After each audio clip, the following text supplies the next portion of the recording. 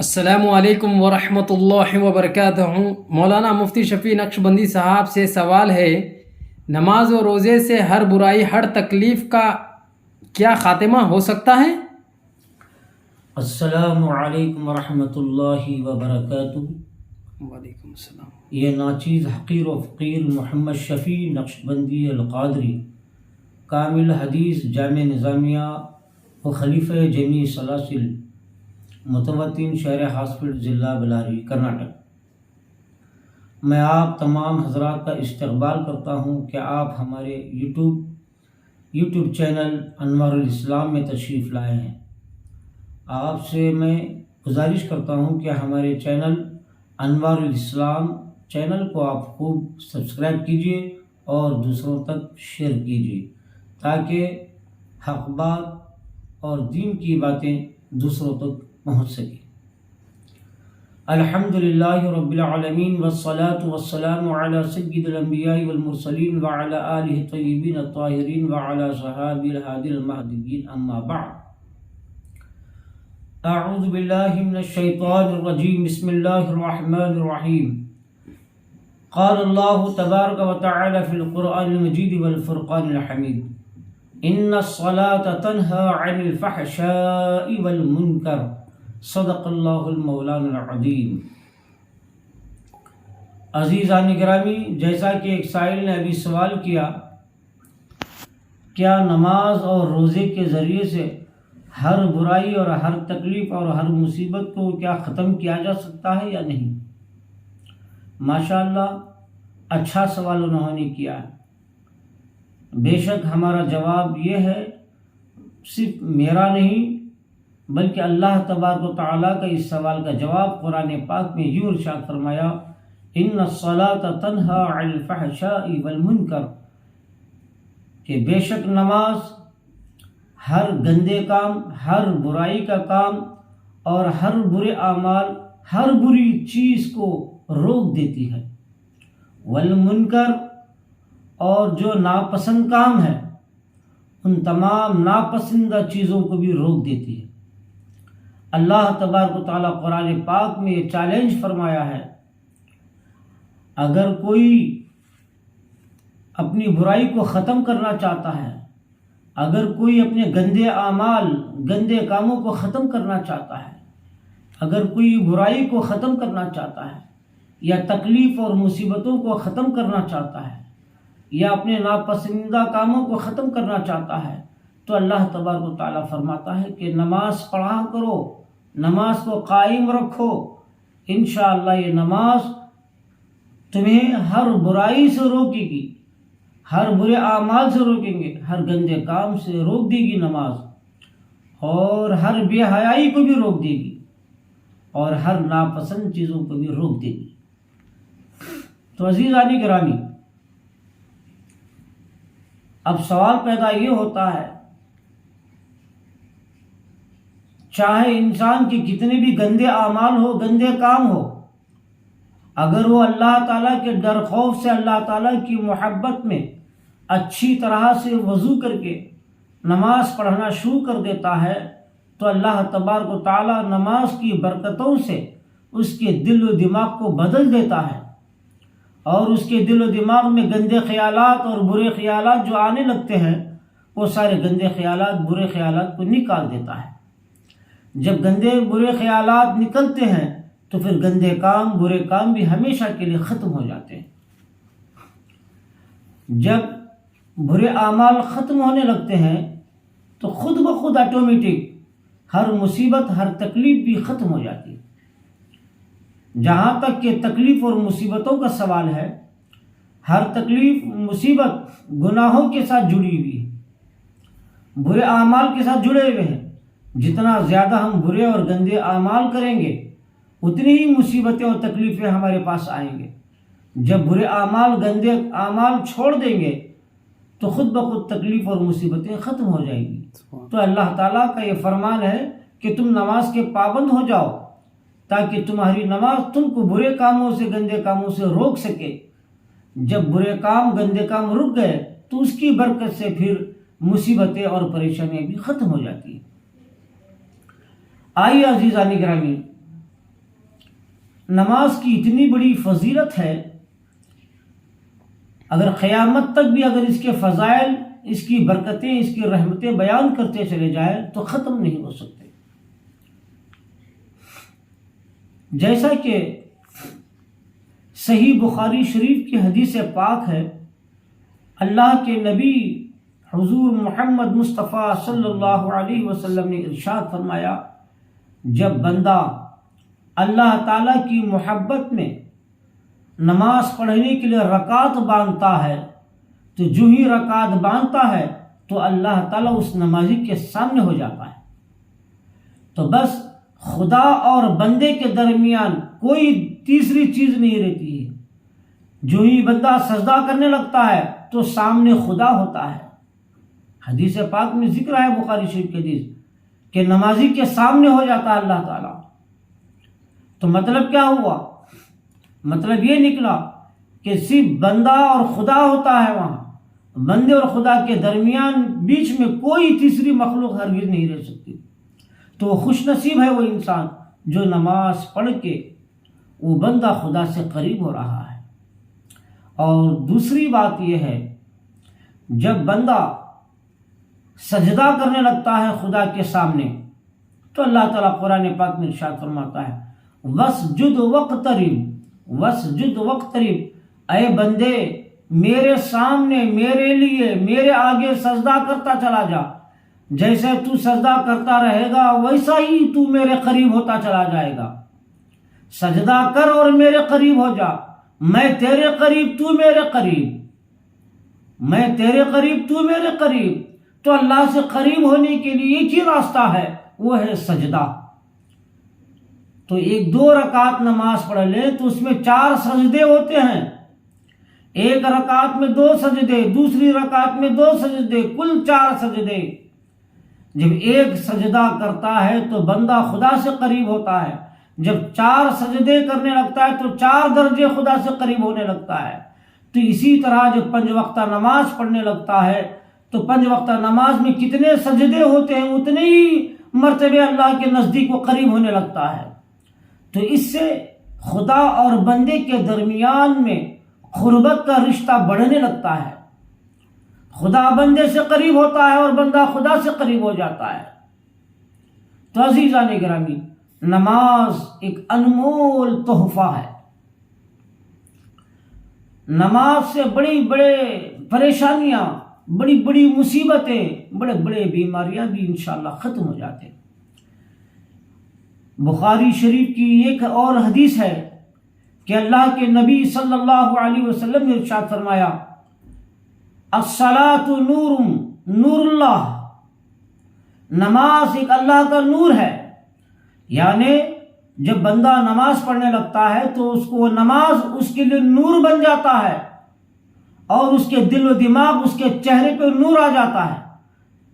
جب چہرے پہ نور آ جاتا ہے تو چہرہ اتنا پیارا خوبصورت نظر آنے لگتا ہے کہ اگر دشمن بھی اگر تمہارے چہرے کو دیکھنے لگتا ہے تو دشمن کے دل میں بھی اس نمازی کی محبت پیدا ہو جاتی ہے۔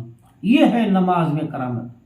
اگر کوئی دشمنوں کی دشمنی سے بچنا چاہتا ہے، وہ نماز پڑھ کے نماز کے نور کو اپنے چہرے میں، اپنے دل میں، اپنے دماغ میں لا لے، تاکہ اس نور سے اس کے دل و دماغ ہمیشہ کے لیے ٹھنڈا رہے اور اس دشمنوں کی دشمنی بھی ختم ہو جائے۔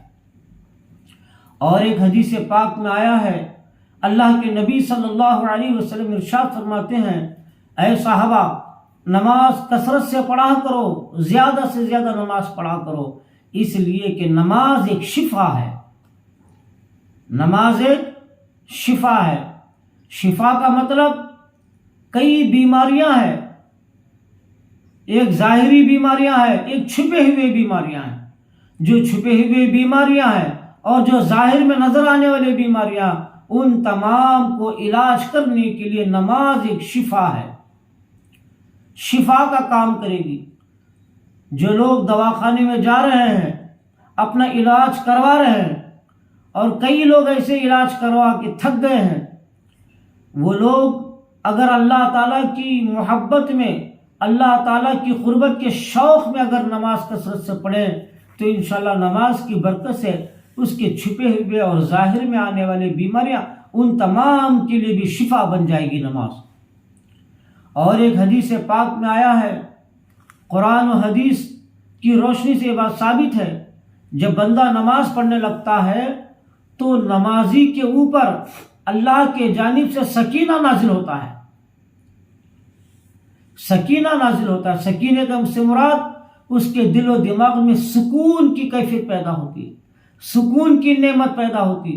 آپ اچھی طرح سے جانتے ہیں کہ سکون بڑی محنتوں کے بعد ملتی ہے۔ سکون کسی دکان میں نہیں خریدی جا سکتی، نہ کسی کے گھر میں مل سکتی ہے، نہ کسی کی دکان میں، نہ مارکیٹ میں مل سکتی ہے۔ یہ سب سے بڑی اللہ کی نعمت ہے، سب سے بڑی دولت ہے سکون۔ یہ سکون صرف نماز کے اندر پائی جاتی ہے۔ تو عزیزان گرامی،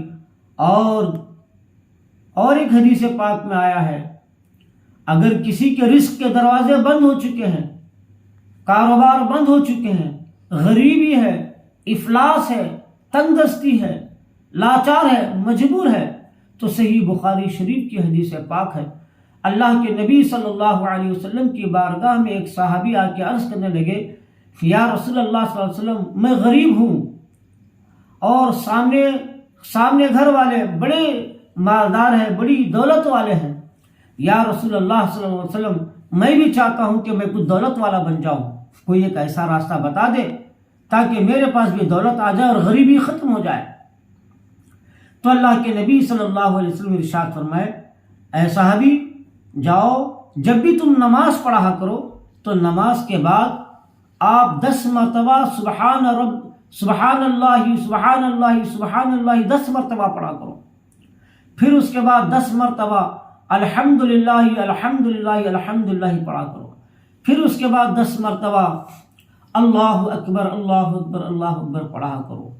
اور ایک روایت میں آیا ہے، اسی بخاری شریف کی حدیث میں آیا ہے، جو کوئی نماز کے بعد، ہر نماز کے بعد 33 مرتبہ 33 مرتبہ سبحان اللہ اور 33 مرتبہ الحمدللہ اور 34 مرتبہ 34 مرتبہ اللہ اکبر پڑھنے سے اللہ کے نبی صلی اللہ علیہ وسلم فرماتے ہیں، یہ جو ہمیشہ قائم رکھنے والا تسبیح پڑھنے والا، انشاءاللہ جو سامنے والا جتنی دولت والا ہے اس سے بھی زیادہ دولت تمہارے پاس آ جائے گی۔ اور ایک حدیث پاک میں آیا ہے، سرکار نے فرمایا کہ یہ تسبیح سے رزق کھینچ کے لاتی ہے، گھر بیٹھے رزق کھینچ کے لا لیتی ہے تسبیح۔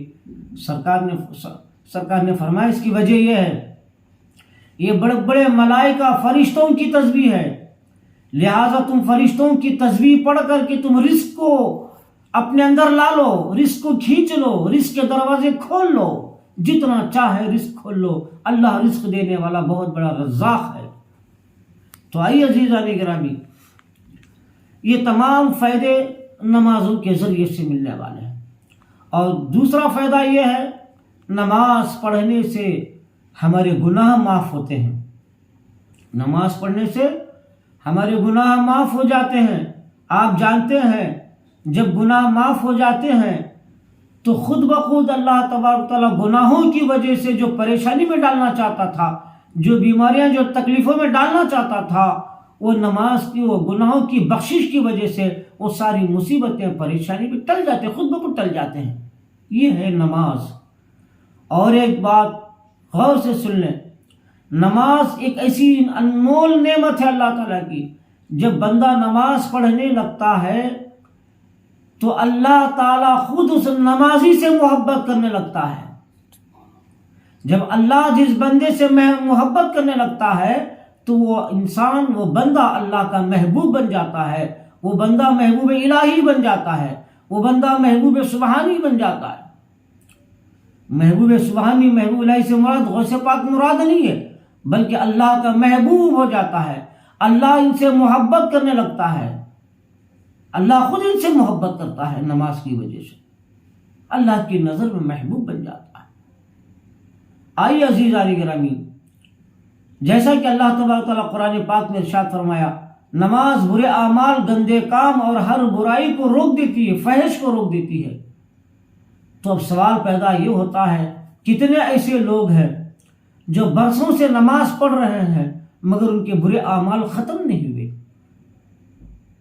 کئی ایسے نمازی ہیں نماز تو پڑھ رہے ہیں مگر گندے عمل ختم نہیں ہوئے. اس کا کیا جواب ہے؟ جب اللہ نے فرمایا کہ برائی ختم ہو جاتی ہے، گندگی ختم ہو جاتی ہے، تو پھر یہ برائی اور گندگی کیوں ختم نہیں ہوئی؟ نماز تو پڑھ رہا ہے برسوں سے مگر گندگی اور برائی کیوں ختم نہیں ہو رہی؟ اس کی وجہ ایک ہی ہے. اس کا جوابوں میں جواب لاجواب بات یہ ہے، نماز میں فرق ہے مسلمانوں. ایک نماز ہے دنیا کی یاد میں، دنیا کے خیالات میں پڑھنا ایک نماز ہے، اور ایک نماز ہے بندہ رکعت باندھنے سے پہلے اللہ تعالیٰ کا ڈر خوف دل میں پیدا کرے، اللہ کا ڈر خوف رکھتے ہوئے نماز پڑھنا. اور دوسری نماز اللہ تعالیٰ کی محبت میں ڈوب کے نماز پڑھنا. جو بندہ اللہ تعالیٰ کی محبت میں ڈوب کے نماز پڑھتا ہے یا اللہ تعالیٰ سے ڈر خوف سے نماز پڑھنے لگتا ہے، اس کی خشیت دل میں رکھتا ہے، اس کا خوف ڈر دل میں رکھ کے نماز پڑھنے لگتا ہے، تو قسم خدا کی وہ نماز ہر برائی کو روک دے گی، ہر گندگی کو روک دے گی، ہر پریشانی کو روک دے گی، ہر تکلیف و مصیبتوں کو روک دے گی. اللہ نے قرآن میں جب فرمایا ہے تو جھوٹ نہیں ہو سکتا. ہم اور آپ جھوٹ ہو سکتے ہیں مگر اللہ کا کلام سچا ہے. اللہ سچا ہے، اللہ کا فرمان بھی سچا ہے اور اللہ کا کلام بھی سچا ہے. ہم جھوٹے ہیں.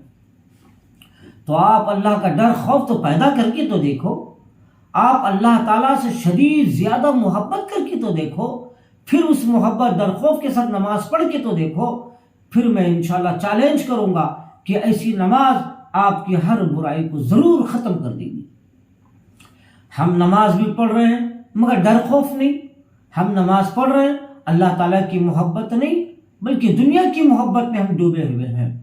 دنیا کا ڈر خوف ہے ہمارے پاس مگر اللہ کا ڈر خوف نہیں. تو ایسوں کے لیے نماز نہیں روک سکتی.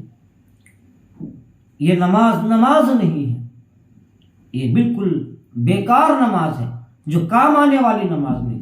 پھر بھی اللہ تعالیٰ کا فضل و کرم ہے کہ ایسی نماز پڑھنے کے باوجود بھی اللہ تعالیٰ ان کے جانوں کو سکون نازل فرما رہا ہے، رحمتیں نازل فرما رہا ہے، برکتیں نازل فرما رہا ہے.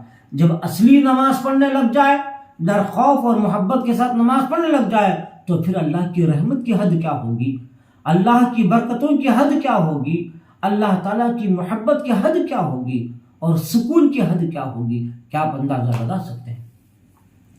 آئیے عزیزان گرامی، نماز کسی کو بھی معاف نہیں ہے. انبیاء کو، نبیوں کو بھی معاف نہیں ہے، پیغمبروں کو نماز معاف نہیں، ولیوں کو نماز معاف نہیں. تو آج کل کے لوگوں کے لیے نماز کیا معاف ہو سکتی ہے؟ تو نماز سے اتنا دور کیوں ہے؟ کیا اللہ کا ڈر خوف نہیں ہے؟ کیا اللہ تعالیٰ کی محبت نہیں ہے؟ تو پھر ہم محبت رسول کا دعویٰ کیسے کر رہے ہیں؟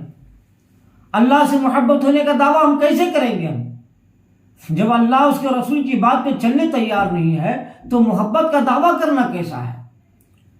آئیے عزیزان گرامی، آپ نمازوں کی پابندی کیجیے، انشاءاللہ العزیز آپ کی ہر پریشانی مصیبت دور ہو سکتی ہے. اور رہی دوسری بات، روزہ اسلام میں دوسرا فرض ہے. ماشاءاللہ روزے کے اتنے بڑے فائدے ہیں، اللہ اکبر اللہ اکبر. اگر آپ روزے کی فضیلت کو جان لیں گے تو آپ پریشان ہو جائیں گے. آپ جسم میں جتنے بیماریاں ہیں وہ قبض کی وجہ سے ہوتا ہے. جب بندہ روزہ رکھنے لگتا ہے تو آٹومیٹک اللہ تعالیٰ روزے کی برکتوں سے اس کے قبض کی بیماری کو دور کر دیتا ہے. جب قبض کی بیماری دور ہو گئی تو 100 نہیں 1000 بیماریاں بھی دور ہو جاتی ہیں. اور دوسری بات یہ ہے، روزے میں ایک اللہ کا نور اس کے چہرے پہ آ جاتا ہے، اس کے چہرے پہ معصومیت آنے لگتی ہے. اور روزے سے یہ ہے کہ برے خیالات سے بچنے لگتا ہے. ایک حدیث بخاری ہے، بخاری شریف کی حدیث، اللہ کے نبی صلی اللہ علیہ وسلم کے پاس ایک صحابی آئے، آ کر کہنے لگے یا رسول اللہ صلی اللہ علیہ وسلم، مجھے نفسانی خواہشات زیادہ ہونے لگتے ہیں، یعنی عورتوں کی خواہش زیادہ ہونے لگتی ہے، میں اس سے چھٹکارا پانا چاہتا ہوں، اس برے خیالات سے میں چھٹکارا پانا چاہتا ہوں. تو اللہ کے نبی صلی اللہ علیہ وسلم نے فرمایا جاؤ کسی اچھی عورت سے تم شادی کرو، نکاح کرو. تو صحابی کہنے لگے یا رسول اللہ علیہ وسلم میں بہت غریب انسان ہوں، میں شادی کر کے میں پال نہیں سکتا، اپنی بیوی بچوں کو پال نہیں سکتا، پالنے کی طاقت اتنا غریب ہوں، تو پھر میں کیسے شادی کروں؟ تو اللہ کے نبی صلی اللہ علیہ وسلم نے ارشاد فرمایا جاؤ اگر تمہیں شادی کرنے کی طاقت نہیں ہے تو پھر ایک کام کرو، اللہ کی محبت میں اللہ کے لیے تم روزے رکھنا شروع کر دو. تو وہ صحابی روزہ رکھنا شروع کیے. چند دن گزرے نہیں کہ وہ شخص آیا، آ کر کہنے لگا یا رسول اللہ صلی اللہ علیہ وسلم قربان جاؤں آپ پر، آپ نے کیا بہترین علاج فرمایا، آپ نے میرے لیے کیا بہترین راستہ نکالا. سرکار نے پوچھا کیا بات ہے؟ بولے کہ یا رسول اللہ صلی اللہ علیہ وسلم اب میرے اندر کوئی نفسانی خواہشات نہیں ہے، ختم ہو گئے ہیں، نہ عورت کی خواہش ہے. جب عورت کی خواہش ہے تو پھر شادی کی ضرورت نہیں. پوچھا وہ کیسے؟ یا رسول اللہ صلی اللہ علیہ وسلم آپ نے روزہ رکھنے کا حکم فرمایا تھا، میں نے آپ کی بات پر ایمان لایا اور روزہ رکھنا شروع کر دیا تو اللہ تبارک و تعالیٰ نے مجھے نفسانی خواہشات سے پاک کر دیا، عورتوں کے خیالات سے پاک کر دیا. تو سرکار نے فرمایا حدیث کا مفہوم یہ ہے اب تم اللہ کے نیک بندے بن گئے، اب تم اللہ کے نیک بندے بن گئے. جاؤ جب بھی تمہیں دولت آ جائے، پالنے کی طاقت آ جائے تو آپ شادی کیا کر لو. اب تو الحمدللہ تم نفسانی خواہشات سے پاک ہو گئے. تو جو لوگ زنا کا خیال بار بار لاتے ہیں، جن کے دل و دماغ میں غلط عورتوں سے تعلقات رکھنے کا خیال آتا ہے، ان کو چاہیے کہ وہ روزہ رکھیں. ایسا بھی تو ہر پیر کے دن روزہ رکھنا اللہ کے نبی صلی اللہ علیہ وسلم کی پیاری سنت ہے. اور مہینے میں 3 دن 11 12 تاریخ کو روزہ رکھنا بھی سرکار کی سنت ہے. جو انسان ہر پیر کو روزہ رکھتا ہے اور مہینے کے 3 روزہ رکھتا ہے تو اللہ تبارک و تعالیٰ اس کے دل و دماغ میں جو گندے خیالات جو ابھرنے لگتے ہیں، جو بیکار کے خیالات آنے لگتے ہیں، اللہ تعالیٰ اس روزے کی برکت سے اس کے دل و دماغ کو پاک کر دیتا ہے. جب برے خیالات پاک ہو گئے تو خود بخود برے اعمال بھی پاک ہو گئے، گندے اعمال بھی پاک ہو گئے تو گندے اور برے اعمال سے بچ جائے گا. اللہ تبارک و تعالیٰ نے وہ نماز اور روزے میں تاثیر رکھا ہے، نماز روزے میں وہ اللہ نے اپنا نور رکھا ہے، اس نور کی برکت سے ہر برائی کا خاتمہ ہو جاتا ہے. آئیے عزیزہ نگرامی، بس اتنی بات عرض کرتے ہوئے میں اپنی بات کو میں ختم کر دیتا ہوں اور اللہ تبارک تعالیٰ سے دعا کرتا ہوں کہ مولا پروردگارہ تو اپنے حبیب پاک صلی اللہ علیہ وسلم کو کہ صدقہ طفیل میں مولا ہم تمام کو پنجگن نمازی بنا دے. اے اللہ ہمارے دلوں میں تیری محبت، تیرے رسول پاک کی سچی محبت عطا فرما دے. تیری محبت میں ڈوب کر، تیری خشیت میں، تیرے ڈر خوف میں ڈوب کر کے ہم نماز پڑھنے کی توفیق عطا فرما دے. اے اللہ ہم میں جو جتنے بھی بیماریاں ہیں اور برائیاں ہیں، سارے برائیوں کو مولا پروردگار اس نماز روزے کی برکت سے ختم فرما دے اور اس نماز روزے کو ہمارے لیے بیماریوں کے لیے شفا بنا دے. اے اللہ ہماری اس نماز روزے کو ہمارے لیے سکینہ، سکون کی نعمت بنا دے. اے اللہ اس نماز اور روزے کو مولا رزق میں خیر و برکت کا ذریعہ بنا دے. اے اللہ اس نماز روزے کے ذریعے سے مولا ہمارے چہرے پہ نور عطا فرما دے، ہمارے دلوں میں نور عطا فرما، ہمارے دماغ میں نور عطا فرما. وصلی اللہ تعالی علی خیر خلقہ ونور عرش سیدنا و مولانا محمد وعلی آلہ وصحبہ وسلم وبارک علیہ برحمتک یا ارحم الراحمین والحمد للہ رب العالمین. میں آپ تمام حضرات سے گزارش کرتا ہوں کہ ہمارے یوٹیوب چینل انوار الاسلام کو آپ سبسکرائب کیجئے اور واٹس ایپ، فیس بک اور انسٹاگرام میں آپ خوب پھیلائیے تاکہ دوسروں تک حق بات اور سچائی کا پیغام پہنچ سکے. شکریہ. خدا حافظ. السلام علیکم ورحمۃ اللہ.